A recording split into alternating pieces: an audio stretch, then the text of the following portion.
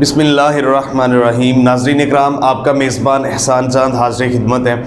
ناظرین اکرام، منگولوں کا سردار، منگولوں کا بادشاہ چنگیز خان شکار کے لیے اپنی فوج کے ساتھ جنگل کو روانہ ہوتا ہے اور اس کی فوج کے پاس تیر کمان ہوتے ہیں، یعنی اس دور کا بہترین جو اسلحہ ہے اس سے لیس ہوتے ہیں، تو شکار کرنے کے لیے ساتھ جاتے ہیں۔ اور میں یہاں پہ آپ کو بتاتا چلوں کہ چنگیز خان کا عقاب بھی ساتھ ہوتا ہے، اور آپ کو پتہ ہے کہ چنگیز خان کا عقاب تحریروں تقریروں میں آج بھی وہ ملتا ہے، وہ اس کی تصویر کے ساتھ آپ کو نظر آتا ہے، تو وہ جو اس کا اسپیشل عقاب تھا وہ اس کے ساتھ ہوتا ہے۔ اور ناظرین اکرام، یہاں میں یہ بھی آپ کو بتاتا چلوں کہ جو عقاب رکھتے ہیں اسپیشل، یہ عقاب پہلے زمانے میں تو بہت زیادہ جو وڈیرے بادشاہ اور جو بڑے دنیا سے گزرے ہیں انہوں نے اسپیشل عقاب رکھتے تھے۔ اس عقاب کی آنکھوں پر پٹی ہوتی تھی، ایک نقاب ہوتا تھا، جب اس کو شکار کے لیے یا جہاں بھی ضرورت ہو وہ نقاب اتار کے اس کو کھلی فضاؤں میں بھیج دیا جاتا تھا، اور یہ عقاب کھلی فضاؤں میں اپنے شکار کو بھی ڈھونڈتا تھا، اس کے ساتھ ساتھ اگر کوئی خطرہ تھا وہ بھی بھانپ لیتا تھا۔ اس کی نظر بہت زبردست کمال کی ہوتی ہے، یہ خطرہ بھی بھانپ لیتا ہے۔ اور یہ بھی بتاتا چلوں کہ اس دور کا یہ عقاب جو ہے آٹومیٹک ڈرون کیمرے سے بھی بڑھ کے ہے، تو عقاب کو چھوڑ دیا جاتا ہے، فوج جنگل میں پھیل جاتی ہے، ساتھ ان کے چنگیز خان ہوتا ہے، اسپیشل کمانڈوز اس کے ساتھ ہوتے ہیں۔ دن بھر گھومنے پھرنے کے بعد ان کو شکار نہیں ملتا، بہت تغود و کوشش کرتے ہیں لیکن ان کو جو ہے شکار نہیں ملتا۔ اس کے بعد ان کی واپسی ہوتی ہے، واپس آنے کے بعد ایک جگہ پہ خیمہ زن ہوتے ہیں، وہاں پہ سستاتے ہیں، آرام کرتے ہیں، تو چنگیز خان بغیر کسی کو بتائے اپنے عقاب کے ساتھ دوبارہ جنگل کی جانب روانہ ہو جاتا ہے۔ وہ دوبارہ شکار ڈھونڈنے کے لیے جاتا ہے، تو جو ہی وہ جاتا ہے جنگل میں وہ اکیلا ہی ہوتا ہے، وہ کافی وقت شکار ڈھونڈتا ہے لیکن شکار نہیں ملتا، اور وہ نقاب جو ہے عقاب کی آنکھوں سے بھی اتار دیتا ہے، اور اس کو پانی بھی نہیں ملتا، اس کو شدید پیاس لگی ہوتی ہے، بہت کوشش کرتا ہے، اس کو پانی نہیں ملتا۔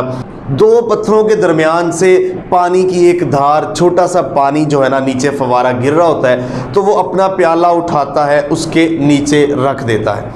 جو ہی پیالہ پانی سے بھر جاتا ہے تو عقاب ایک دم جست لگاتا ہے اور اپنے پنجے سے اس پیالے کو گرا دیتا ہے، پانی زمین میں گر جاتا ہے، تو بادشاہ کو بہت غصہ آتا ہے۔ چنگیز خان، یہاں میں آپ کو بتاتا چلوں کہ 12ویں سے 14ویں صدی عیسوی کا زمینی خداؤں میں سب سے بڑا جو اب تک کا خدا ہے وہ چنگیز خان تھا۔ چنگیز خان اپنے مخالفین کو قتل کروانے کے بعد ان کی کھوپڑیوں میں شراب پیتا تھا اور ان کی کھوپڑیوں کا مینار تعمیر کرواتا تھا، اتنا ظالم بادشاہ تھا۔ تو اس کو بہت غصہ آتا ہے کہ یہ کیا ہو رہا ہے اور ایسا کیوں ہو رہا ہے، اور سب سے اس کا جو پسندیدہ پرندہ عقاب اس نے گرا دیا، اس کی وہ اپنی توہین سمجھتا ہے، لیکن وہ غصے کو پی جاتا ہے، برداشت کرتا ہے، دوبارہ پھر پیالہ اٹھاتا ہے، وہاں پھر اس پانی کے نیچے رکھتا ہے، جب پیالہ بھر جاتا ہے تو عقاب ایک دم سے پھر پنجہ مارتا ہے اور پانی زمین میں گرا دیتا ہے۔ اس کو بہت غصہ آتا ہے، اور اس کو یہ بھی ہوتا ہے کہ اگر کسی نے دیکھ لیا تو وہ یہ کہے گا اتنا بڑا بادشاہ، اور وہ بادشاہ ایک عقاب سے اپنے پانی کو نہیں بچا پا رہا اور عقاب اس کے کہنے کے اندر نہیں ہے، تو یہ سارا کچھ سوچتا ہے۔ اور میں یہاں یہ بھی بتاتا چلوں کہ منگولوں کے بارے میں آپ لوگ وہ سب سے زیادہ جانتے ہیں جو ارطغرل غازی ڈرامے کو دیکھتے ہیں، وہ منگولوں کے بارے میں بہت زیادہ جانتے ہیں اور تجسس بھی رکھتے ہیں مزید جاننے میں۔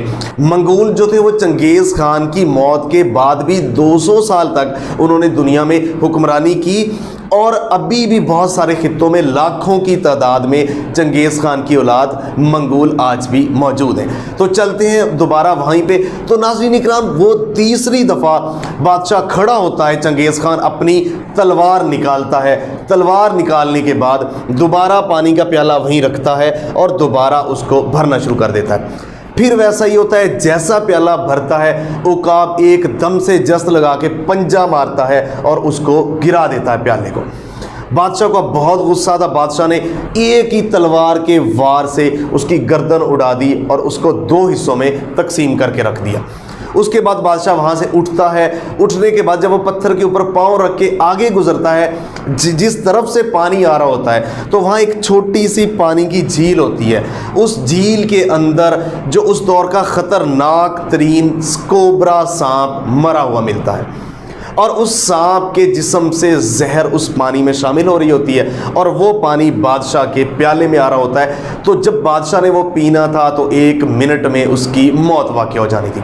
بادشاہ تمام صورتحال کو بھانپ جاتا ہے کہ عقاب جو ہے بالکل صحیح کر رہا تھا. وہ بادشاہ سلامت بہت پریشان ہوتا ہے, غمزدہ ہوتا ہے.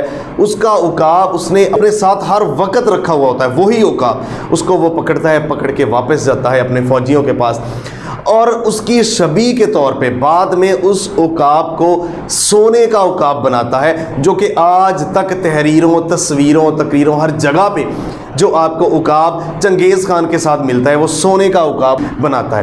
وہ جو سونے کا عقاب بناتا ہے نا, اس کے دونوں پروں پہ 2 تحریریں لکھتا ہے. وہ 2 تحریریں ذرا اپنے دماغ کی کھڑکیاں کھول کے سن لے. چنگیز خان ایک اس کے پر پہ لکھتا ہے کہ آپ کا دوست اگر غلطی کر بھی لے تو وہ آپ کا دوست ہی رہتا ہے. اور جو دوسرے اس کے پر پہ تحریر لکھتا ہے, یہ بھی ذرا غور سے سن لے. وہ دوسرے پر پہ تحریر لکھتا ہے کہ غصے میں کیا گیا فیصلہ, غصے اور جذبات میں کیا گیا فیصلہ آپ کے لیے بعد میں پشیمانی اور بے ثمر ثابت ہوتا ہے.